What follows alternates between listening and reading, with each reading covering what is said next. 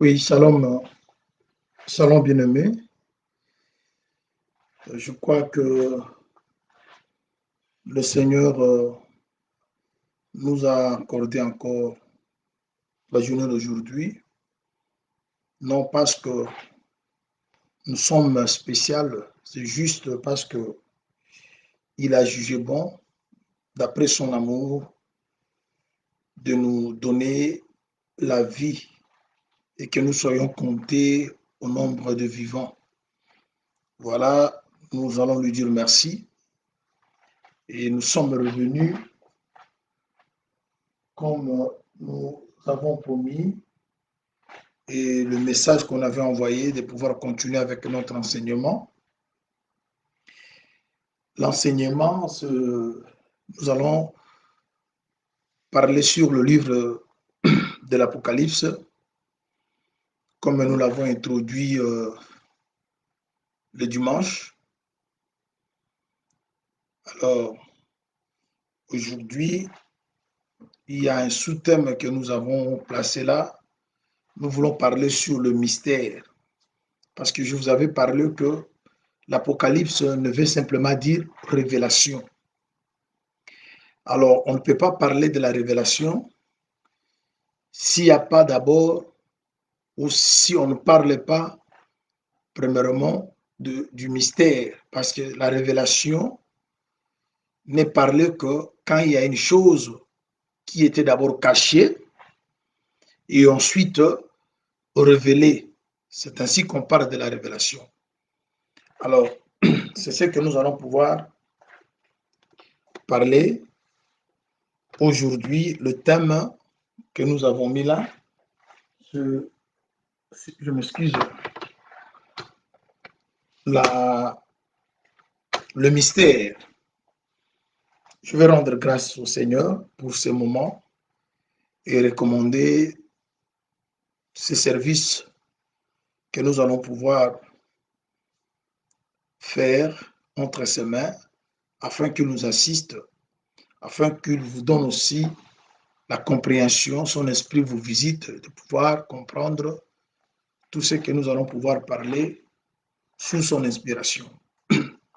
Père Saint, nous te sommes très infiniment reconnaissants pour cette grâce que tu viens de nous accorder, de rester vivants et de trouver opportunité de nous approcher autour de ta table cet après-midi, afin que tu nous enseignes les choses que le monde n'a pas vues que l'œil n'a pas vu, que l'oreille n'a point entendu. Nous t'invitons, Seigneur Jésus, de prendre place, Seigneur, dans cette assemblée, d'être à jamais notre guide. Parce qu'il est écrit, c'est poussé par l'Esprit que les hommes ont parlé de la part de Dieu. Et c'est pour cette raison que la Bible nous recommande de ne pas donner notre interprétation à la parole ou à la prophétie de l'Écriture. Voilà, nous t'invitons, Seigneur, de pouvoir interpréter ton Écriture au profit de ton peuple. Et nous mettons hors d'état de nuire toute puissance qui ne donne pas gloire à toi. Nous les chassons au nom de Jésus. Que nous soyons et que nous restions serviteurs, simples serviteurs, afin que tu te serves de nous pour arroser le peuple que tu as racheté à la croix. Et partout se trouvent tes enfants en ce net moment, nous te demandons, Seigneur, de répandre sur eux ta grâce, la capacité de pouvoir saisir le langage que tu vas pouvoir utiliser cet après-midi. Au nom de Jésus-Christ, nous t'avons ainsi prié. Amen. Je pense que vous m'entendez là très bien, le son est bon. L'image, je pense que ça semble un peu être bonne. Faites-moi signe parce que je suis en train de vous suivre. S'il y a quelque chose, écris-moi, signale-moi pour que nous puissions savoir s'il y a quelque anomalie en ce qui concerne le son, parce qu'il est important que vous entendiez tout ce que nous sommes en train de dire. Alors, vous allez vous rappeler, dimanche,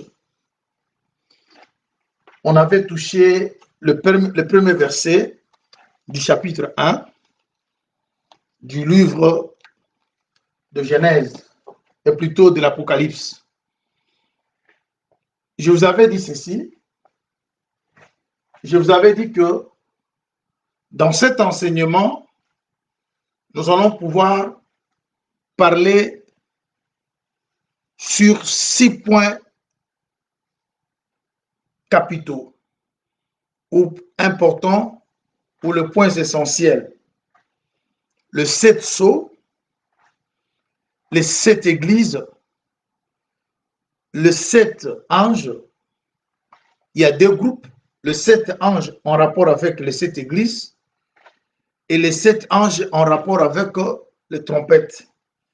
Voilà, nous avons dit, on a 7 sceaux, 7 églises, 7 anges, 7 trompettes, 7 coupes et 7 fléaux. Ce sont là les 6 éléments essentiels ou importants qui constituent ces livres d'Apocalypse. Vous allez vous remarquer, quand nous allons commencer à expliquer chapitre par chapitre, prophétie par prophétie, vous verrez que nous allons tourner autour de ces 6 points. Mais dans ces 6 points, je vous avais dit, le grand point dans lequel nous allons trouver tous les autres points, c'est les sceaux. Vous allez comprendre ça peut-être aujourd'hui, de la manière dont nous allons aborder notre sujet d'aujourd'hui. Parce que les 7 sceaux commencent depuis la création jusqu'à la fin du monde. Les sceaux résument tout cet espace. C'est-à-dire, parce que je vous avais expliqué, on a l'éternité, on a le ciel. À partir du ciel, quand Dieu a commencé à créer, Genèse a dit, au commencement, Dieu créa le ciel et la terre.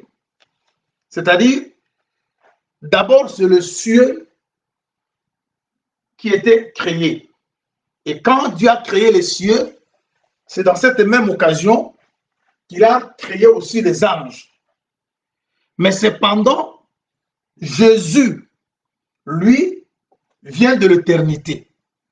Et c'est Jésus qui a créé les anges. Je crois que je m'étais déchaîné là le dimanche pour pouvoir vous faire comprendre Jésus, Dieu, les différences, ainsi de suite. Alors, on a l'éternité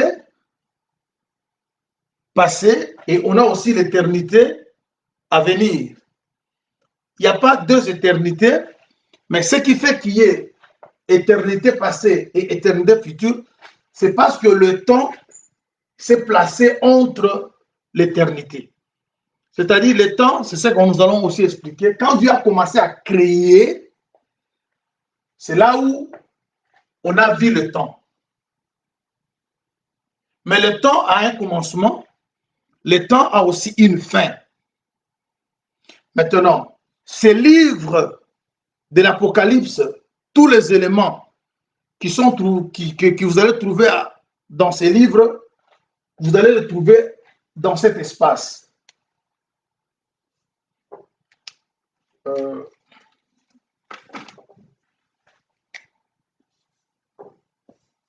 voyez, on a le temps, ça c'est le temps.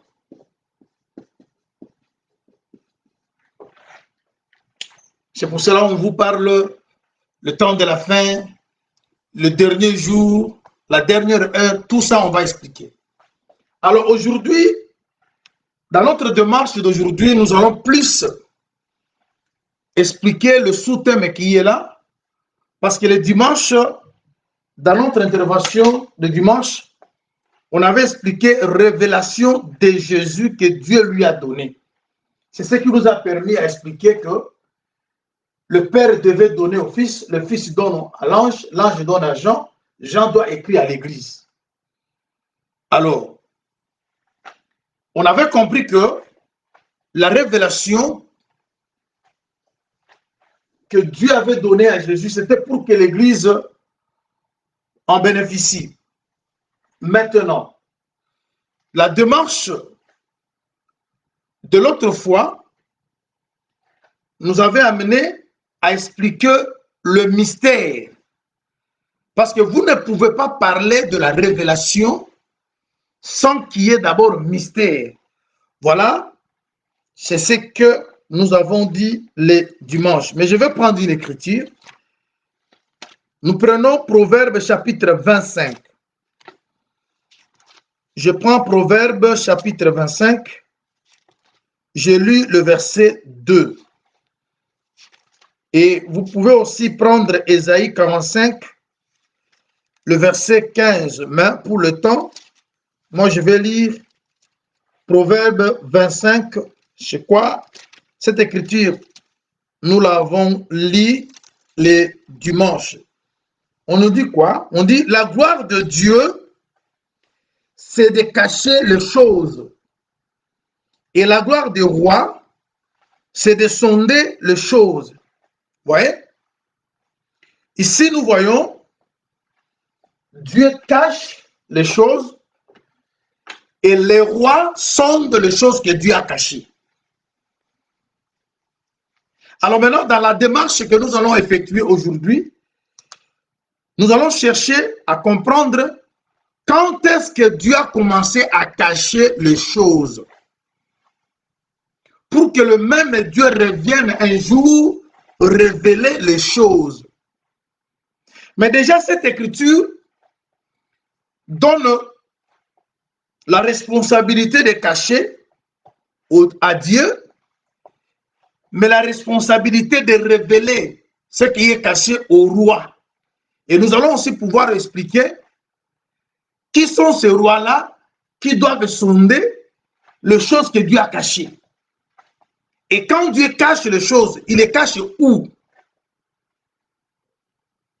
Et c'est comme ça que vous allez comprendre le sens de ces livres appelés Apocalypse ou Révélation. Pour qu'il y ait révélation, il faut d'abord qu'il y ait un mystère. Il faut que les choses soient cachées. Il faut qu'il y ait des énigmes. Il faut qu'il y ait des paraboles. Et ensuite, on reviendra révéler ou expliquer les énigmes. C'est en ce moment-là qu'on pourra parler de la révélation. Alors, l'écriture que nous avons lue nous démontre que Dieu prend plaisir de cacher les choses. Mais le roi sonde les choses que Dieu a cachées. Le verset que j'ai donné là, Ésaïe 35, 15, on dit que notre Dieu, il est un Dieu qui se cache. Maintenant, je vous invite parce que nous devons chercher dans les Écritures où Dieu cache les choses et quand est-ce que Dieu a commencé à cacher les choses.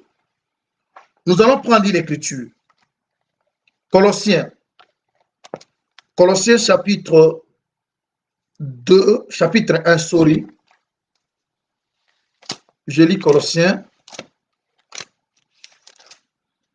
chapitre 1, je commence au verset 24. Je me réjouis maintenant dans mes souffrances pour vous. Et ce qui manque aux souffrances de Christ, je l'achève à ma chair, pour son corps qui est l'Église. C'est d'elle que j'ai été fait ministre, selon la charge que Dieu m'a donnée auprès de vous, afin que j'annonce pleinement la parole de Dieu. La parole de Dieu que Paul devait annoncer, il dit, le mystère caché de tout temps et dans tous les âges, mais révélé maintenant à ses saints. Dieu a voulu leur faire connaître la glorieuse richesse de ces mystères parmi les païens, savoir Christ en vous, l'espérance de la gloire. Celui que nous annonçons, exhortant tout homme et instruisant tout homme en toute sagesse, afin de présenter à Dieu tout homme devenu parfait en Christ. Et c'est à quoi je travaille en combattant avec force qui agit puissamment en moi. Très bien. Et dans ce que nous venons de lire, je vais plus prendre le verset 26 où l'apôtre dit, il prêche, il annonce pleinement la parole de Dieu, mais cette parole que Paul annonçait, il dit que c'est le mystère caché de tout temps et dans tous les âges, mais révélé maintenant. Voilà. Le temps commence ici. Quand Dieu commence à créer le ciel, c'est déjà le temps. Avant que la terre soit créée, le temps existait déjà. Parce que Dieu lui-même, il a créé le temps en lui-même. Le fait d'être appelé Alpha et Oméga, Dieu a créé le temps en lui pour dire que je suis commencement et je suis la fin. C'est-à-dire, il a le temps en lui. Parce que tout ce que vous voyez sont sortis de Dieu. Les temps étaient en Dieu. Parce que Dieu, il est éternel. Je vous avais expliqué le dimanche, il était éternel. Quand il a créé le ciel et les anges, il devient Dieu. Dieu, c'est ce qu'on adore.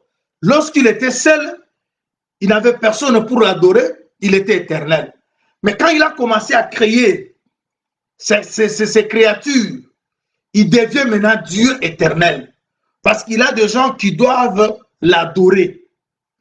Mais en lui-même, il avait aussi le temps, parce que tout ce que Dieu a fait manifester existait en lui et le temps.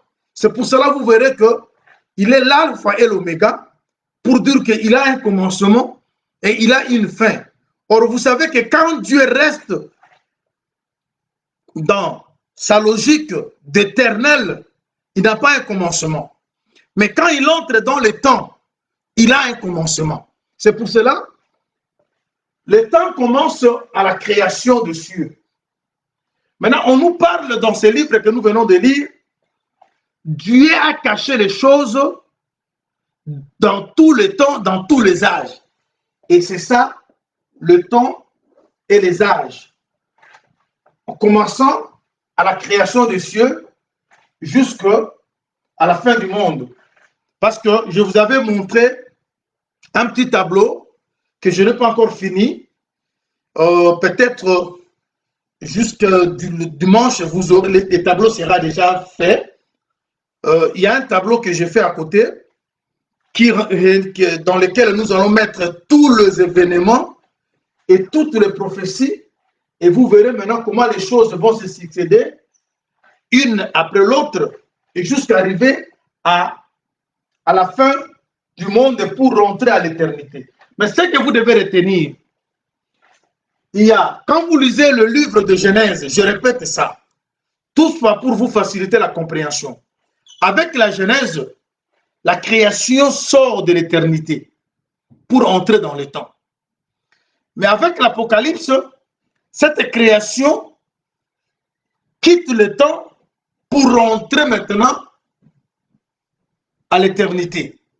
C'est pour cela, la Genèse, elle est comme l'introduction et l'Apocalypse, elle est la conclusion.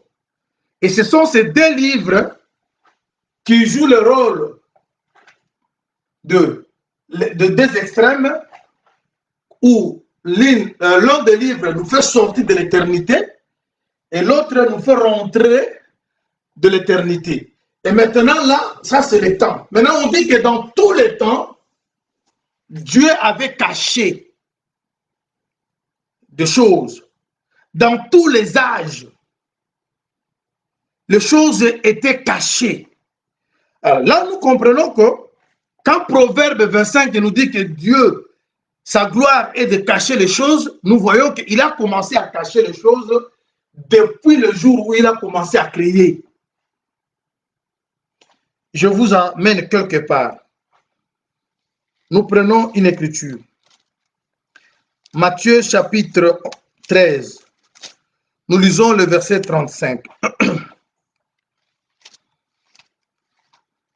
Matthieu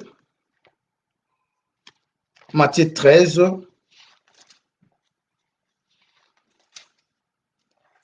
Le verset 35. Écoutez ce que le Seigneur dit. Je commence au verset 34 pour la bonne compréhension. Jésus dit à la foule toutes ces choses en parabole. Il ne lui parlait point sans parabole. Verset 35. Afin que s'accomplisse ce qui avait été annoncé par les prophètes. J'ouvrirai ma bouche en parabole. Je publierai des choses cachées depuis la création du monde. Vous voyez? C'est-à-dire, depuis la création du monde, il y a eu des choses cachées. Qui les a cachées? Proverbe 25 nous dit que c'est Dieu.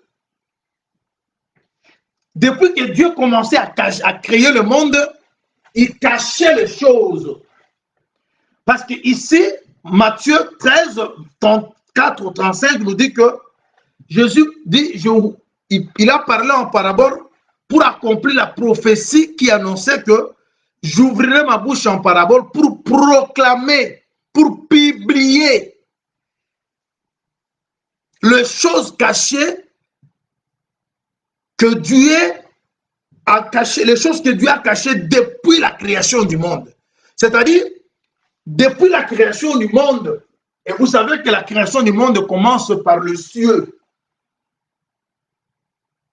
Quand Dieu crée le ciel, il crée les anges. Mais en créant le ciel, Dieu cachait les choses.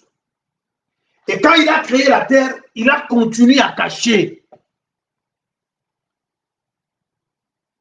Et maintenant, il aurait fallu maintenant qu'il y ait quelqu'un qui vienne maintenant sonder ce que Dieu avait caché.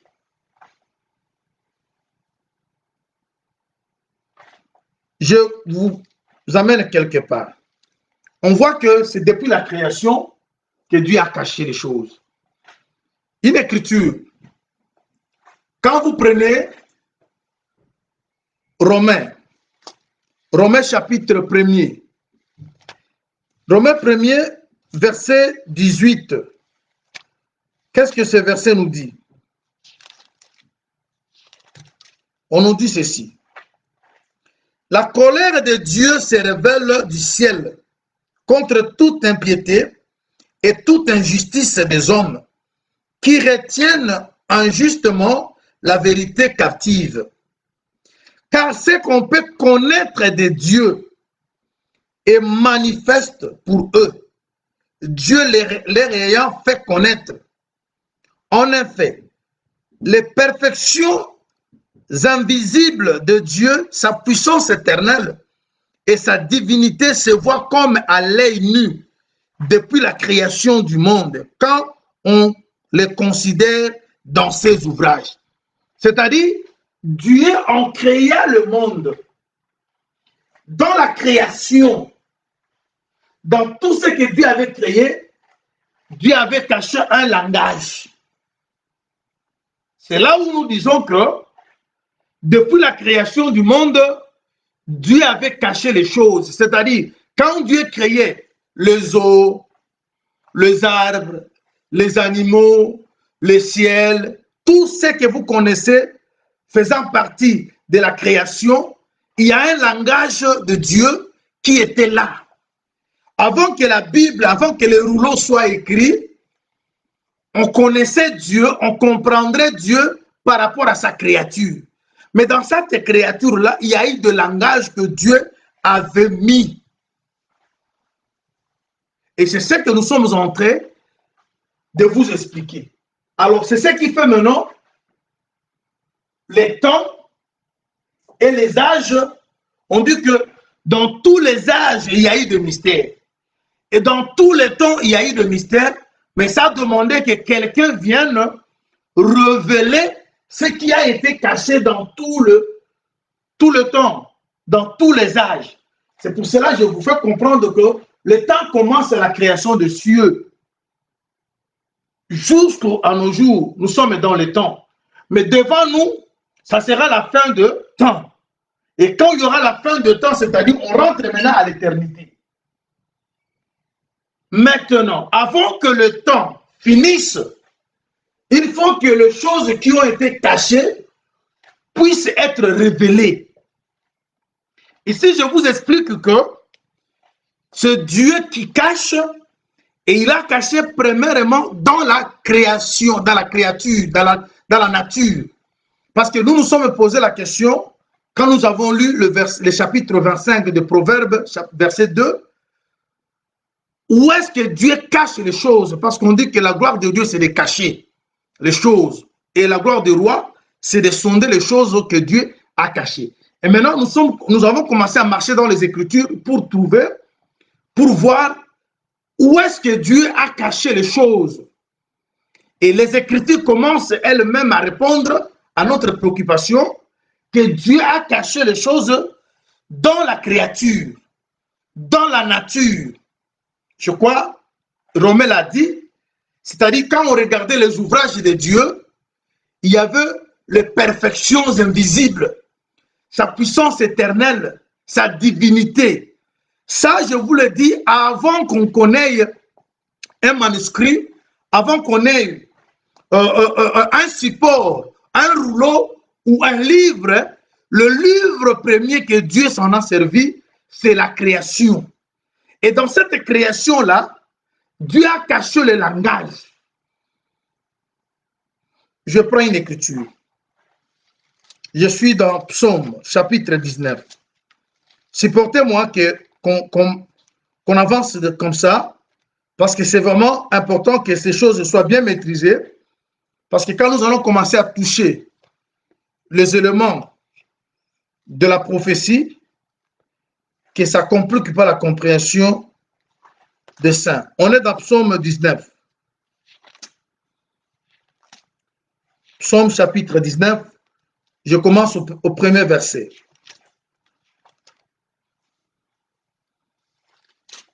Je lis le premier verset au quatrième. Au chef de chantre, psaume de David, le cieux raconte la gloire de Dieu Et l'étendue manifeste l'œuvre de ses mains. Le jour, on instruit un autre jour. La nuit, on donne connaissance à une autre nuit. Ce n'est pas un langage, ce ne sont pas non plus des paroles dont le son se font, dont le son ne sont point entendus. Leur retentissement parcourt toute la terre. Leurs accents vont aux extrémités du monde où il a dressé une tente pour le soleil. Vous voyez? Ici, on nous parle que dans la création, le cieux et même, que font le cieux rencontre la gloire de Dieu. C'est-à-dire, quand vous regardez le cieux, il y a un langage qui est caché dans ça. Parce qu'on dit que le cieux raconte la gloire de Dieu. Quand on rencontre quelque chose, c'est-à-dire on transmet un message. Mais le ciel qui fait partie de la création, on dit que dans le ciel, il y a un langage qui est transmis. Et le langage, c'est quoi? Le ciel rencontre la gloire de Dieu. On dit que l'étendue manifeste l'œuvre de ses mains. Et le jour a instruit un autre jour. Vous savez que l'instruction, c'est aussi l'enseignement. C'est-à-dire, le fait déjà de connaître, de voir un jour, ça vous donne l'idée de l'autre jour. La nuit également fait partie de la... Parce que Dieu a créé le jour, Dieu aussi a créé la nuit. La nuit comme le jour font partie de la création. Mais dans cette écriture, on comprend que les deux enseignent, les deux instruisent. C'est-à-dire, déjà par la création, on a le langage, mais on a le message. Et c'est comme ça que nous voyons que Dieu caché dans la création des choses. Alors, maintenant, qu'est-ce qui va se passer? Il va se passer que il faut maintenant que les choses quittent la création, soient maintenant mises dans un recueil ou dans un manuscrit ou dans un support ou dans un rouleau, ce que nous appelons la Bible, parce que c'est très important. Parce que dans la démarche que nous sommes en train d'effectuer, cette démarche va nous amener à avoir ou à comprendre la chose dans laquelle vous allez trouver le mystère. Parce qu'aujourd'hui, je veux que vous preniez une écriture. Avant que vous lisiez cette écriture de Exode 17, 14 ou Exode 34, je vais vous dire quelque chose. Vous allez comprendre que depuis que Dieu a créé le monde, on a vu le premier homme Adam, suivi de tant d'autres que vous connaissez. Aucun d'eux avait reçu la mission d'écrire. La première personne que Dieu a donné l'ordre de prendre ce qui est la Bible qui était dans la création, de le mettre sur un manuscrit, sur un rouleau, sur un livre, c'est Moïse. C'est pour cela que vous verrez que nous avons toujours dit que la Genèse, Exode, tous ces livres-là, c'est Moïse qui les a écrits. Mais cependant, Moïse a vécu après beaucoup de gens. Adam a vécu avant Moïse. Abraham, Enoch, tous ces mondes-là que vous connaissez, ils ont vécu avant Moïse. Mais ils n'ont pas écrit. Ils n'ont pas eu la mission d'écrire la chose comme Moïse. Ici, quand je dis qu'ils n'ont pas écrit, qu'est-ce que je veux dire par là? Je veux dire que parce que Dieu avait voulu, à un moment donné, que la Bible ne reste plus la nature, mais que la Bible soit maintenant un livre où Dieu devait maintenant récolter tout ce qu'il avait caché dans la nature et le mettre dans un manuscrit. C'est pour cela, quand nous lisons la Bible, nous trouvons que la Bible nous parle des animaux, nous parle des hommes, nous parle de l'eau, nous parle tout ce qui est dans la nature, c'est ce que la Bible a repris. Vous voyez? C'est pour cela, dans Jean chapitre 1, verset 45, on nous parle que on a trouvé celui dont Moïse a écrit dans la loi et les prophètes ont parlé. Vous voyez? C'est-à-dire, c'est Moïse maintenant. Parce que quand vous allez lire la Bible dans le livre de Genèse, vous ne verrez aucun prophète que Dieu lui a donné l'ordre d'écrire et de conserver pour le peuple. Cela a commencé avec Moïse. J'aimerais lire cette écriture pour qu'on ait un peu. Je prends Exode. Exode chapitre 17.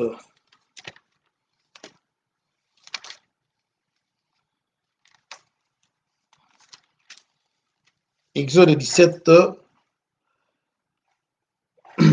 le verset 14. L'Éternel a dit à Moïse, écris cela dans le livre, pour que le souvenir s'en conserve, et déclare à Josué que j'effacerai la mémoire d'Amalek de dessus des cieux. Vous prenez encore une autre écriture, Exode 34.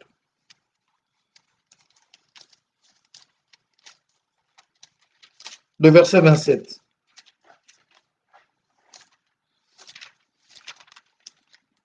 Exode 34, 27.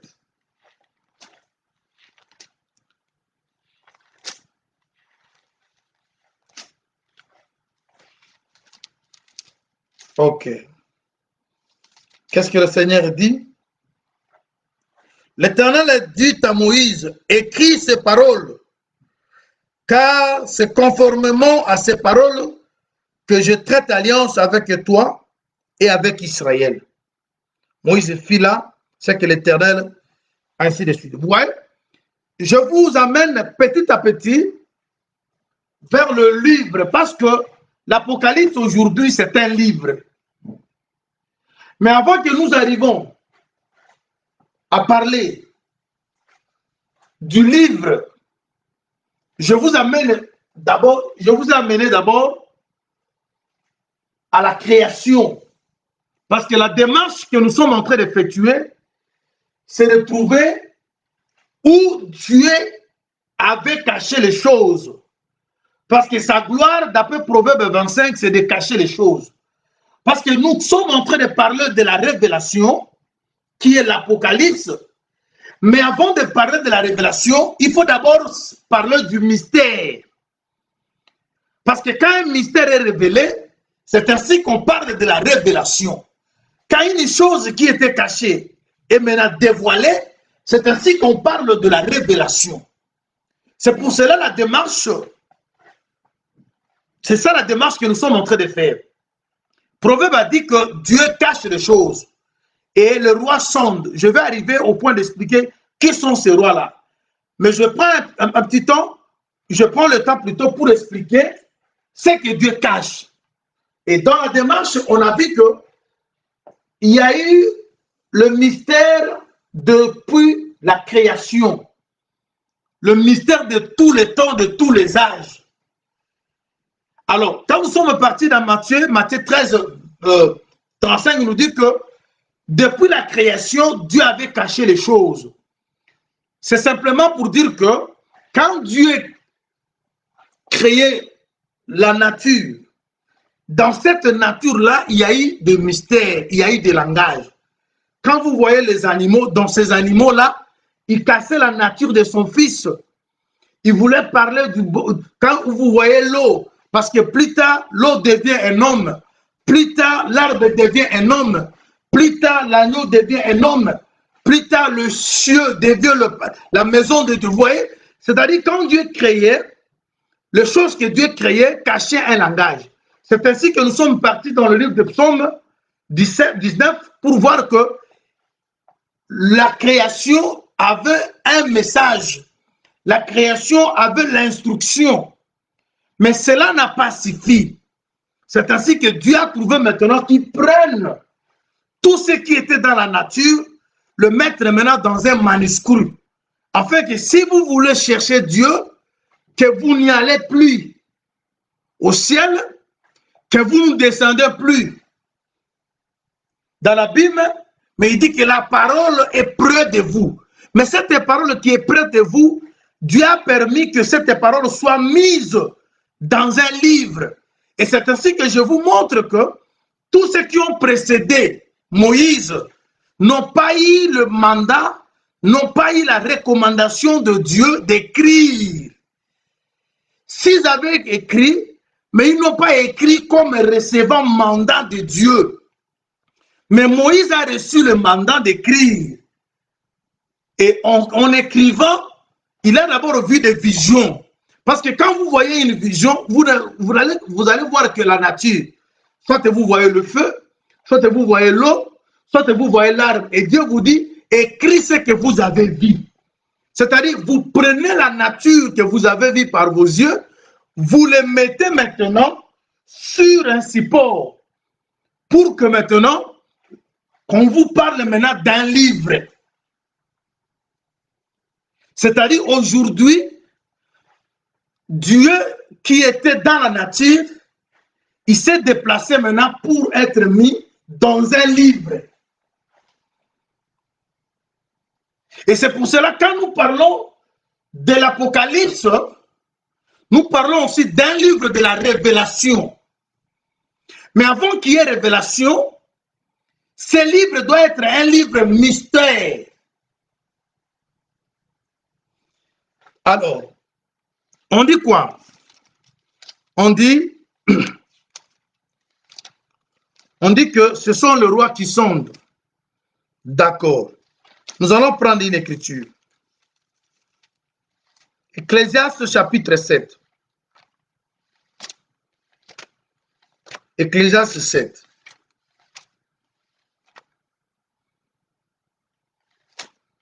Je lis le verset 25. Ecclésiaste 7, 25. On dit quoi? Si vous lisez Ecclésiaste 1er, verset 1er, lisons d'abord Ecclésiaste 1er, et puis nous allons vite prendre, on dit quoi? Parole d'Ecclésiaste, fils de David, roi de Jérusalem.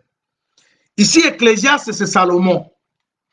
Alors, nous sommes maintenant dans le chapitre 7. J'ai donné le chapitre 1, verset 1, pour savoir que cet homme-là qu'on parle de lui, Ecclésiaste, il n'est pas une autre personne, si ce n'est que Salomon.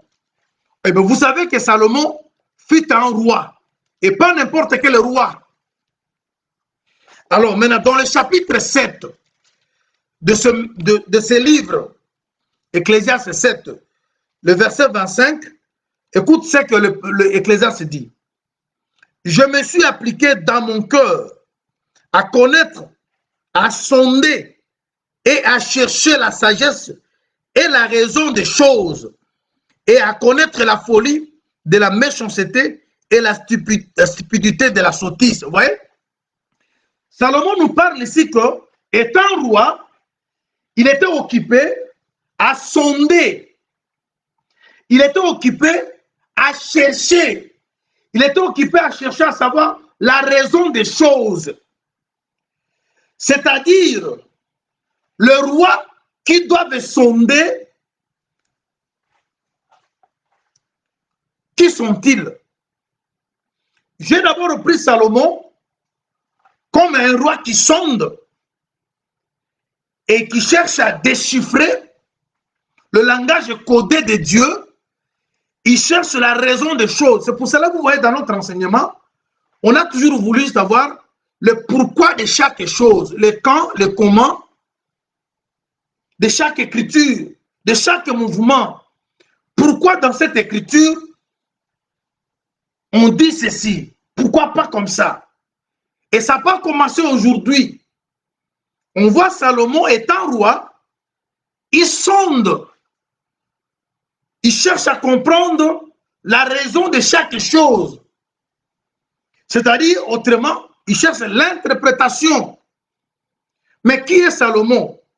Si ce n'est que l'image du Seigneur. Maintenant, quand vous lisez Matthieu 12, 42, Jésus dit que il y a ici quelqu'un qui est plus que Salomon. Voilà, vous voyez? C'est-à-dire, Salomon, le fils de David, il était lui-même aussi roi, mais il était l'image du véritable Salomon, qui est notre Seigneur, parce qu'il a dit, il y a quelqu'un qui est plus que Salomon ici. Ce Salomon-là était un homme physique, mais celui dont nous sommes en train de parler aujourd'hui, Jésus, il est le plus grand Salomon. Alors, mais ici on dit les rois au pluriel.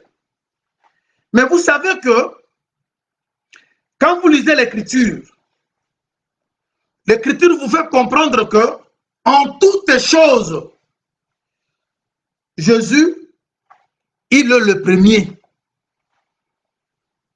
Il est le premier dans toutes choses. Vous allez vous rappeler le jour où Jésus a envoyé Pierre d'aller faire la pêche pour payer l'impôt. Il lui dit, va, tu vas jeter ton hameçon dans l'eau. Mais les premiers poissons que tu vas soutirer de l'eau, ouvre sa bouche et tu vas trouver à l'intérieur du poisson l'argent et tu vas payer l'impôt pour toi et pour moi. Vous voyez? Vous savez que les poissons parlent aussi des enfants de Dieu. Mais Jésus étant venu dans le monde, il s'est fait aussi poisson, mais il est le premier des poissons. Vous voyez? Parce que Jésus, il est le premier parmi plusieurs frères. Quand Jésus s'est fait homme, il devient notre frère, mais il n'est pas n'importe quel frère, il est l'aîné, il est le premier. Et le poisson qui sort de l'eau, le premier poisson, ne parle que de Jésus parce qu'il est dans toutes choses, il est le premier. Avant que vous parlez des gens qui craignent Dieu, le premier à craindre Dieu, c'est le Seigneur. Avant que vous parlez de gens qui ont l'amour, mais c'est Jésus qui est le premier à en avoir, parce qu'il est même l'amour, vous voyez? Avant que vous parlez de gens, de rois qui doivent sonder les Écritures, mais c'est d'abord lui le premier, parce qu'en toutes choses, il est le premier. Et quand on a pris ce poisson, on a ouvert la bouche du poisson, on a trouvé l'argent. Là, on comprend simplement que l'argent qui sort du poisson n'est que le sang. C'est-à-dire le premier poisson devait payer l'impôt de deux peuples. Quand Jésus dit que tu payes pour moi et tu payes pour toi, il voulait simplement parler. Là, Jésus représente Israël et Pierre représente les païens. Maintenant, l'offrande d'un seul poisson qui est Jésus, l'argent qui sort de la bouche du poisson, ne parle que du sang. Parce que le frère Pierre nous dit que nous sommes rachetés à un grand prix. Vous voyez? Et c'est ça que nous vous expliquons que le premier poisson, plutôt le premier des rois, c'est le Seigneur. Un roi, c'est un oint. Un roi, c'est un oint. Parce qu'en Israël, si tu es roi, on doit te oindre. Mais qu'est-ce que la Bible dit dans 1 Corinthiens chapitre 2? 1 Corinthiens 2.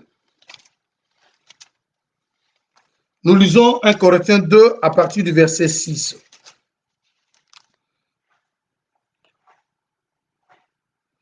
Cependant, c'est une sagesse que nous prêchons parmi le parfait. Sagesse qui n'est pas de ce siècle, ni de chefs de ce siècle, qui vont être réduits à l'impuissance. Nous prêchons la sagesse de Dieu, mystérieuse, très bien, et cachée, que Dieu, avant les siècles, avait prédestinée à notre gloire. Sagesse qu'aucun de ces chefs de ces siècles n'a connue, car s'ils avaient connu, ils n'auraient pas crucifié le Seigneur de gloire. Mais comme il est écrit, ce sont des choses que l'œil n'a point vues, que l'oreille n'a point entendues, qui ne sont point montées au cœur de l'homme, des choses que Dieu a préparées pour ceux qui l'aiment. Dieu les a révélées par l'Esprit, car l'Esprit sonde tout, même les profondeurs de Dieu. Ici, les rois ici ne sont pas n'importe qui. Les rois, ce sont les ministres. Parce que le premier ministre, c'est lui-même Jésus. C'est pour cela que je vous fais comprendre qu'en toutes choses, Jésus est le premier. Si vous voulez parler de ministre, le ministre par excellence, c'est Jésus. C'est pour cela que nous sommes des comme, car le véritable c'est lui. Alors nous sommes des rois. Un roi c'est qui encore? Un roi c'est un chef du peuple. Un roi c'est un conducteur. Maintenant quand Dieu cache les choses, le roi doit sonder les choses. On a vu Salomon qui sonde les choses comme un roi. Et parce qu'il était loin. Quand vous avez l'onction de Dieu, et c'est cette onction-là qui va permettre à ce que vous sondiez les choses que Dieu a cachées. Parce que l'Écriture nous a dit que le Saint-Esprit sonde la profondeur, les profondeurs de Dieu. Le Saint-Esprit a la capacité d'aller prendre les choses que l'oreille n'a pas entendues, que l'œil n'a pas vues, les choses qui ne sont pas montées dans le cœur de l'homme. Mais le Saint-Esprit, a la capacité d'aller sonder et le révéler. Voilà la démarche que nous sommes en train de faire. D'abord, il faut savoir que Dieu cache les choses. Maintenant, les choses qui sont cachées doivent être sondées. Mais qui vont les sonder sont les rois. Et qui sont les rois? Les rois sont les ministres. Lisez une écriture, vous verrez. Nous prenons Deutéronome chapitre 33. Je lis Deutéronome 33, le verset 4e au 5e. Regarde ici. On nous fait comprendre. Vous savez que Moïse, il était pasteur. Moïse était berger. Moïse était prophète. Mais Moïse, il était aussi roi. Je lis Deutéronome 33, dans son verset 4 au 5e. Moïse nous a donné la loi, héritage de l'ensemble de Jacob. Il était roi en Israël. Quand s'assemblaient le chef du peuple et les tribus d'Israël. Vous voyez? Ici, nous voyons Moïse qui est aussi l'image du ministère, qui est aussi le conducteur d'un peuple. Mais l'Écriture lui attribue le titre du roi. Et c'est lui qui écoutait Dieu, il parlait au peuple. Alors, un ministre de Dieu, c'est aussi un roi dans le langage de la Bible. C'est lui. Maintenant, un ministre, quand vous êtes roi, c'est-à-dire vous avez l'onction sur vous. Et l'onction va permettre à ce que vous sondiez le profondeur L'onction va permettre à ce que vous entriez dans les secrets de Dieu pour prendre l'héritage et transmettre au peuple. Parce que Dieu cache les choses et les rois doivent les sonder. Maintenant, quand vous sondez, il faut que vous ayez la sagesse, l'esprit de Dieu. Alors maintenant, ici nous voyons que Dieu, il cache les choses et dans tout le temps ici, les choses étaient cachées. Je vous ai fait comprendre que la première fois, Dieu a caché dans la nature. Ensuite, il a permis maintenant que les choses qui sont dans la nature soient recueillies dans un recueil, dans un manuscrit, dans un support, dans un rouleau, dans un livre. Maintenant, il ne laisse pas cet livre ouvert, il scelle aussi le livre. C'est là où je vous ai parlé que le livre d'Apocalypse a comme six points principaux. Il y a les 7 sons, il y a le 7 églises, le 7 anges, le 7 trompettes, le 7 fléaux, les 7 coupes et les 7 fléaux. Et ce sont les choses que nous allons pouvoir expliquer dans cet enseignement que nous avons commencé depuis le dimanche. Mais je vous amène quelque part. Maintenant, quand les choses sont écrites dans le livre, qu'est-ce qui va se passer? Nous prenons une écriture. Nous prenons Apocalypse chapitre 5.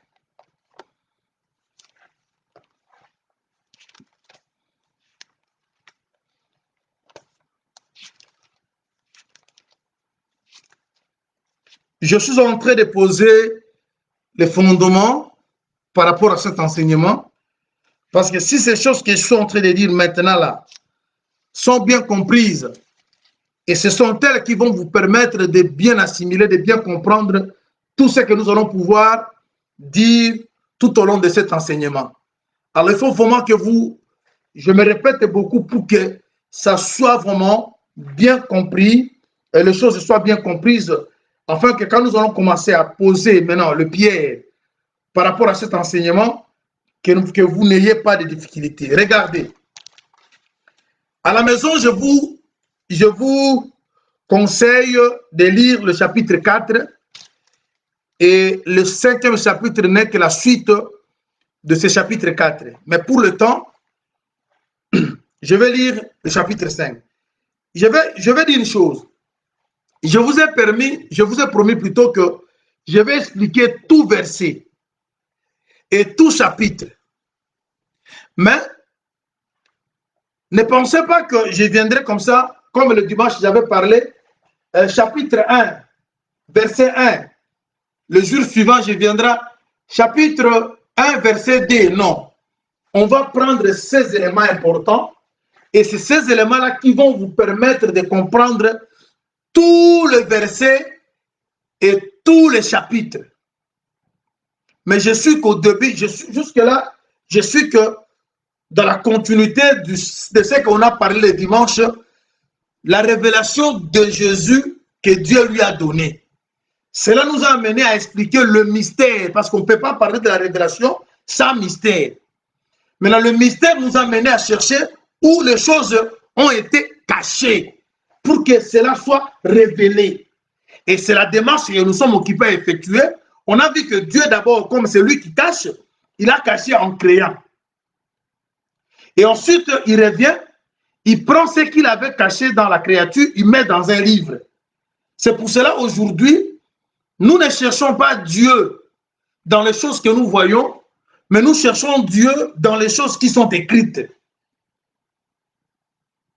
Je crois que c'est comme ça. Alors, on prend maintenant le chapitre 5. Je lis le premier verset. Puis je vis dans la main droite de celui qui était assis sur le trône un livre écrit en dedans et en dehors, scellé de 7 sceaux.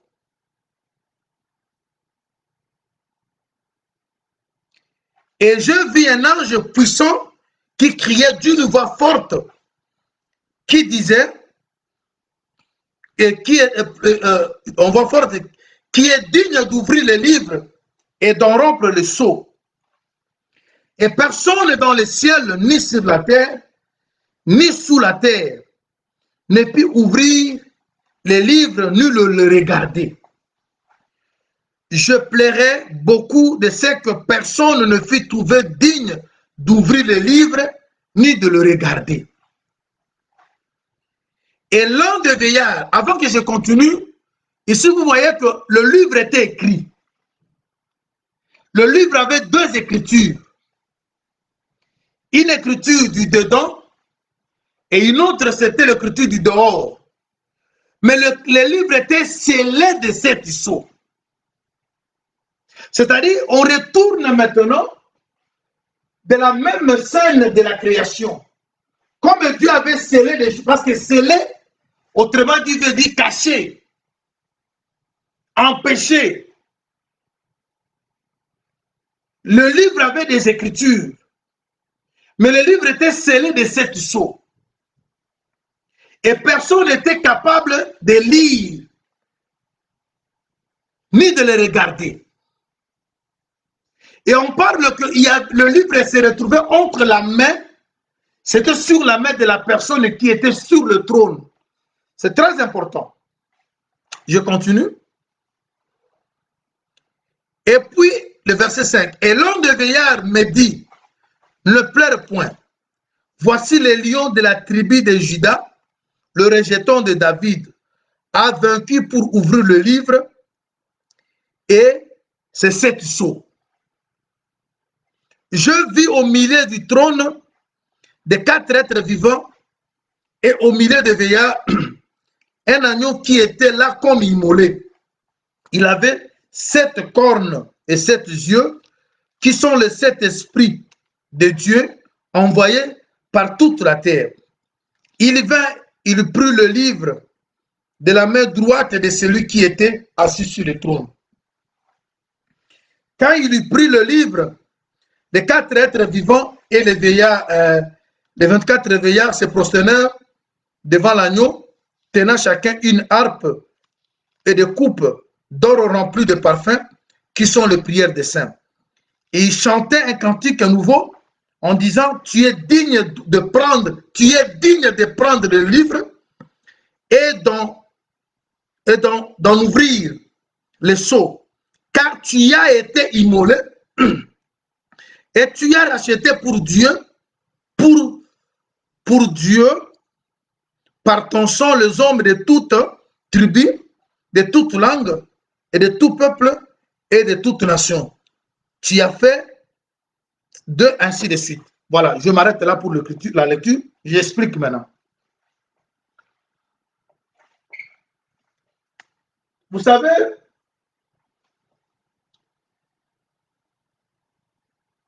j'envoie un livre.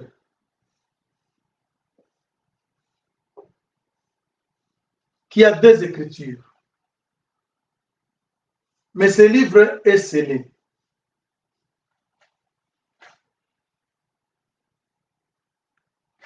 Au ciel, personne ne pouvait lire. Sur la terre, personne ne pouvait le lire. Sous la terre, personne.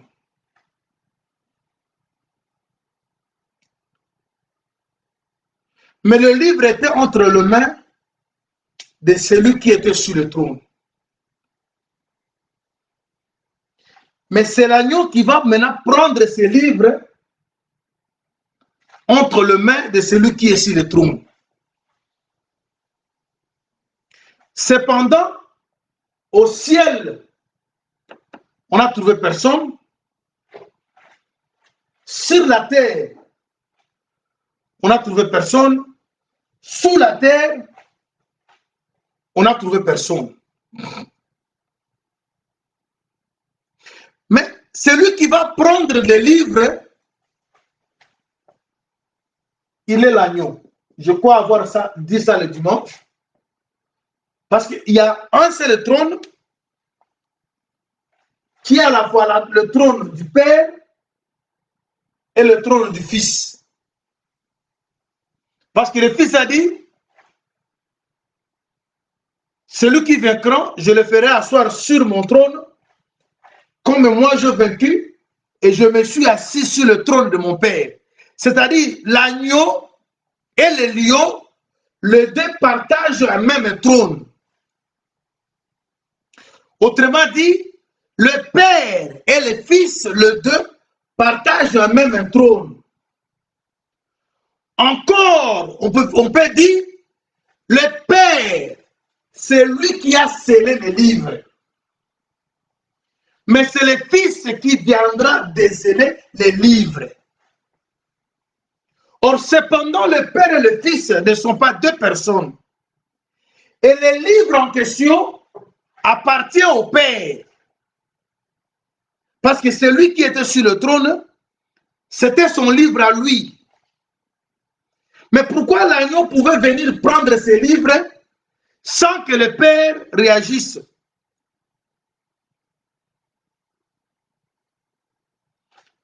Jean 17, 10.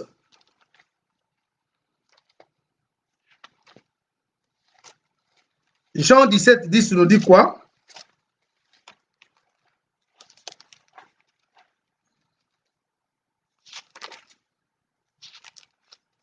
Jean chapitre 17, le verset 10.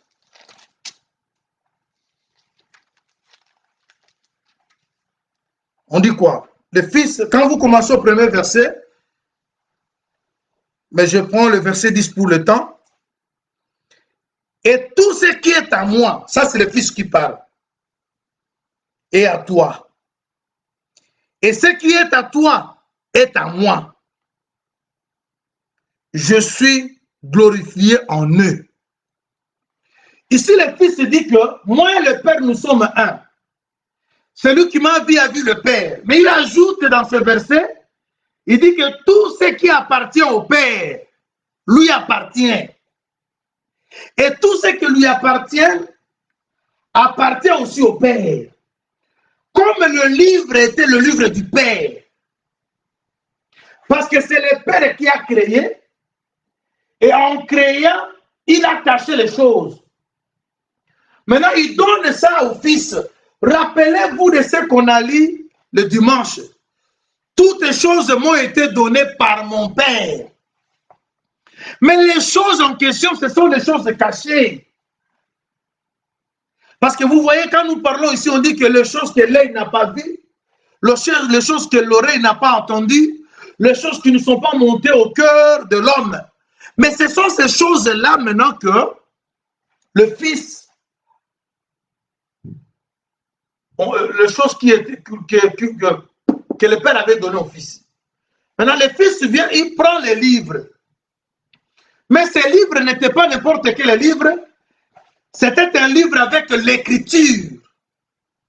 Mais l'écriture du dedans comme du dehors. Et ces livres étaient scellés de 7 sceaux. C'est là que vous allez comprendre que le 7 sceaux parle depuis la création jusqu'à la fin du monde.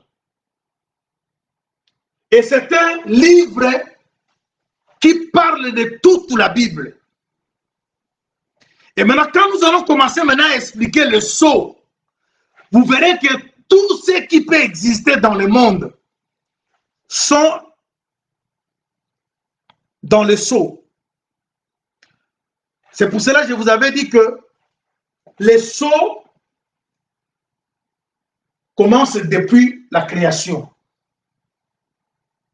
Et les sceaux, c'est jusqu'à la fin du monde. Vous le verrez. J'ai des tableaux que je suis en train de faire pour vous. Vous verrez ça, comment les choses seront réparties. Vous verrez que les sceaux, les 7 sceaux, c'est tout ça. De la création, depuis que le ciel était créé, jusqu'à la fin du monde, tout ça, ce sont parle de 7 sceaux. Et c'est ça le livre de la rédemption. Alors, ce livre était scellé. Je prends une écriture pour que vous ayez une compréhension facile. Daniel chapitre 12, verset verset 4.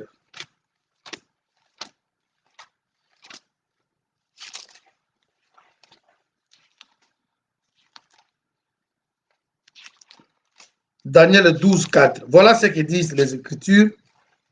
Ok, je lis rapidement. On dit quoi? Et toi, Daniel, tiens secrète ces paroles et scelle le livre jusqu'au temps de la fin. Plusieurs alors le liront et la connaissance augmentera. Vous voyez? C'est-à-dire le livre, on dit à Daniel de sceller le livre. Tout à l'heure, je venais de vous expliquer que celui qui a eu le mandat d'écrire, c'était Moïse. Et les prophètes ont parlé. Et tous les prophètes n'ont fait que répéter ce que Moïse avait écrit. Maintenant, quand nous arrivons au moment de Daniel, on lui dit de sceller les livres. Mais ces livres-là qui étaient scellés doivent être lus au temps de la fin. Le temps de la fin nous explique qu'il y a le commencement du temps. Le commencement du temps, c'est lorsque Dieu commence à créer. C'est là que Dieu commence à cacher les choses. Vous voyez? Maintenant, vers la fin du temps, il va maintenant envoyer son fils. Et son fils, c'est bien l'agneau qui viendra maintenant prendre le livre entre les mains du Père. Parce que c'est lui qui a caché les choses, c'est Dieu. Mais son roi doit maintenant sonder ce que le Père a caché. Je crois avoir dit ça en passant le dimanche sur Jonathan et Saoul. Je lis ça parce que je commence déjà à citer. Je commence déjà à citer par rapport à aujourd'hui. Je prends 1 Samuel. 1 Samuel, chapitre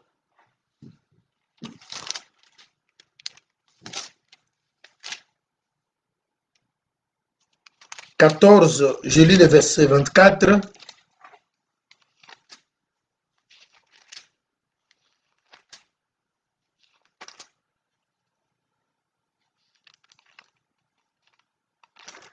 Ok. La journée, 1 Samuel 14, verset 24. La journée fut fatigante pour les hommes d'Israël.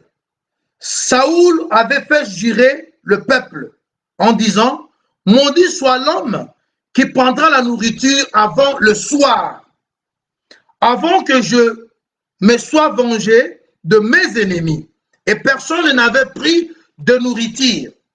Tout le peuple était arrivé dans une forêt où il y avait du miel à la surface du sol. Lorsque le peuple entra dans la forêt, il vit du miel qui coulait, mais nul ne porta la main à la bouche, car le peuple respectait le serment. Jonathan ignorait le serment que son père avait fait faire au peuple.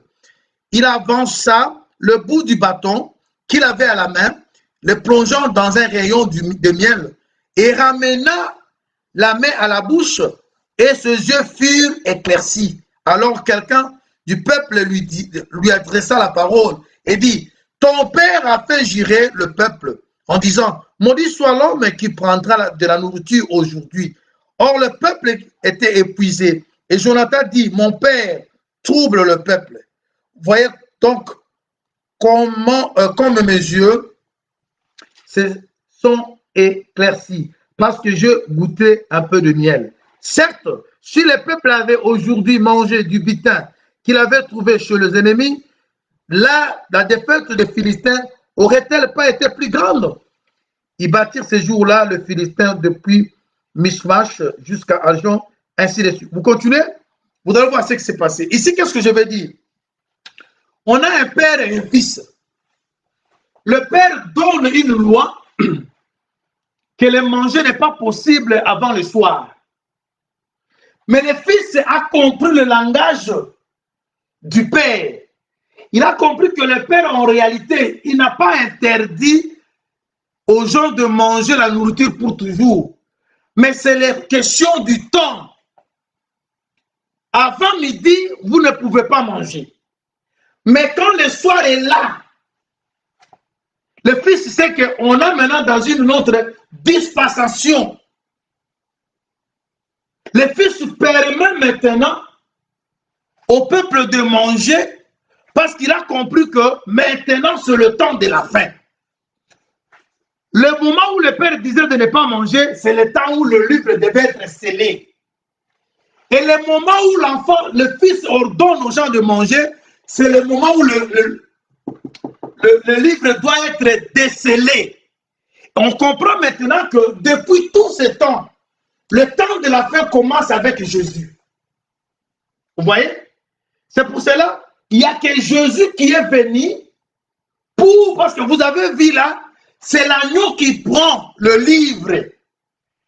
Or, l'agneau qui a pris le livre pour le déceler n'est pas une autre personne, ni si ce n'est que Jésus. C'est lui l'agneau de Dieu.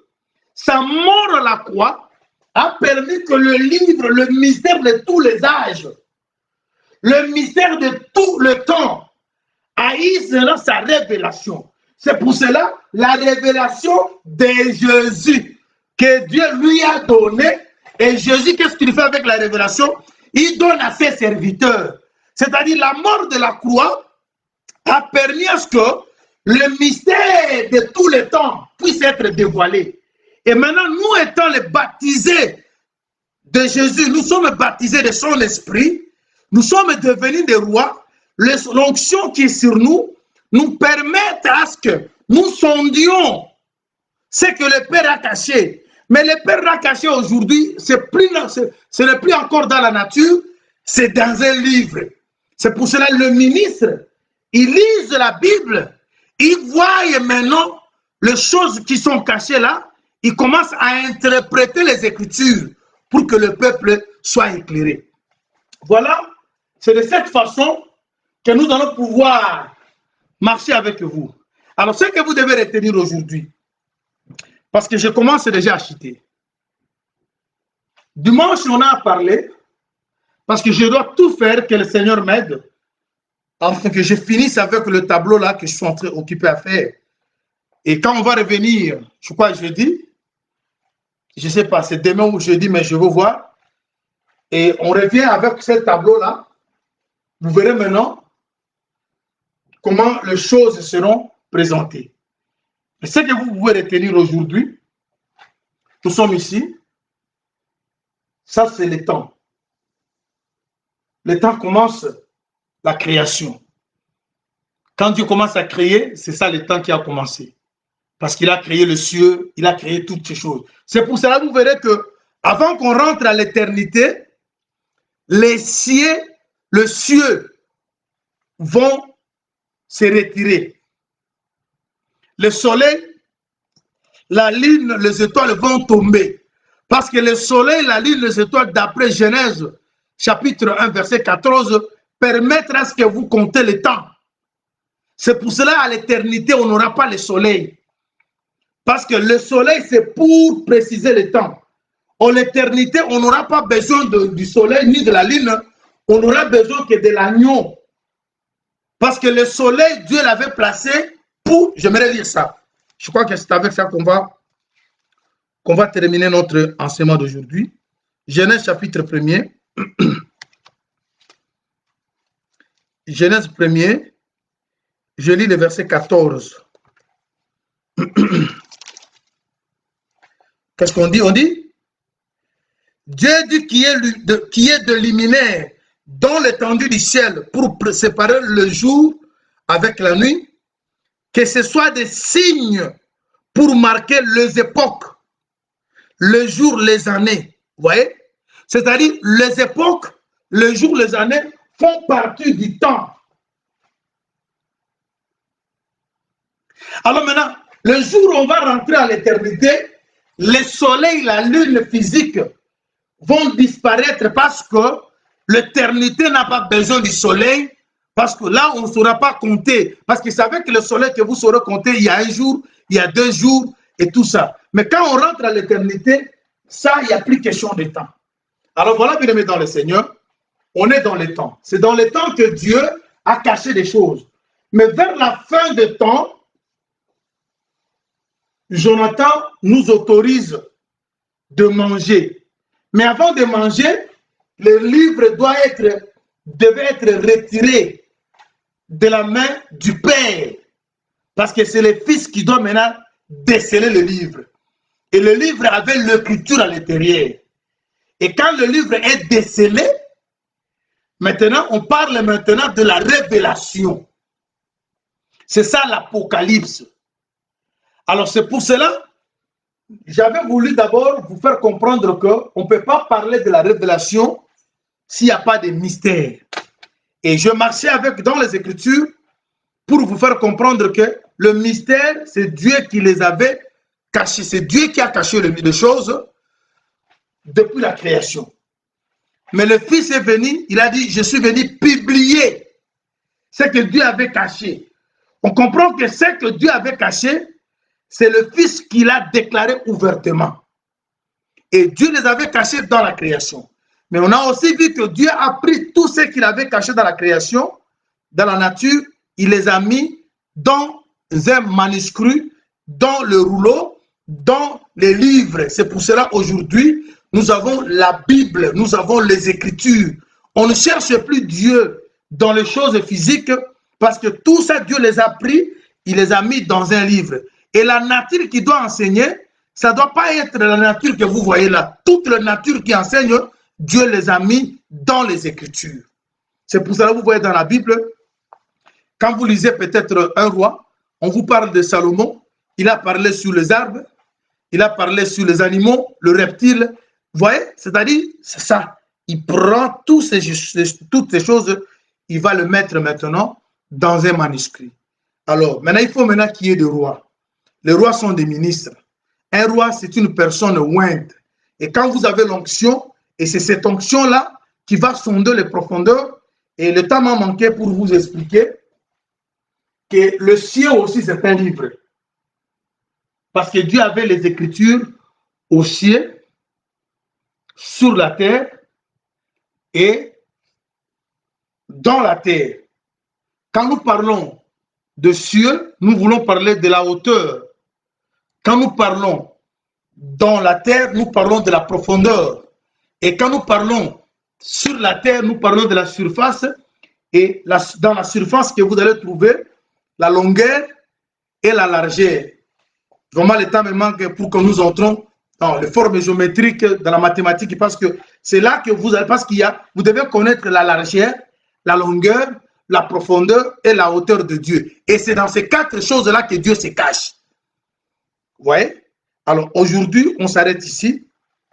On va revenir peut-être demain ou jeudi. Alors, bien aimés dans le Seigneur, nous sommes au début. Nous cherchons à poser des fondements par rapport à cet enseignement. Alors, il est très important. Ceux qui ont toujours dit que non, qu'est-ce que je veux faire avec ça? Non.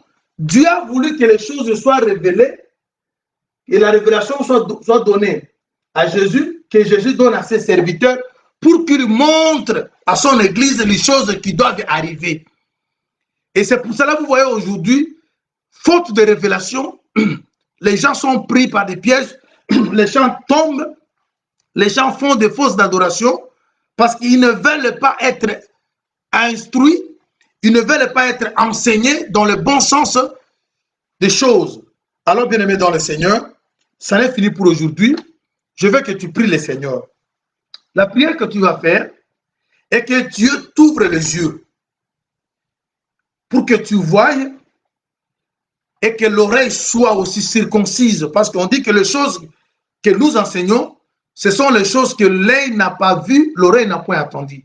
Et ça, quand on est en dehors du corps du Christ, c'est ainsi qu'on ne saura pas voir ni entendre. Mais quand on est dans le corps du Seigneur, il faut que l'oreille soit circoncise et capable d'écouter comme les disciples écoutent. Ces choses, c'est pour vous.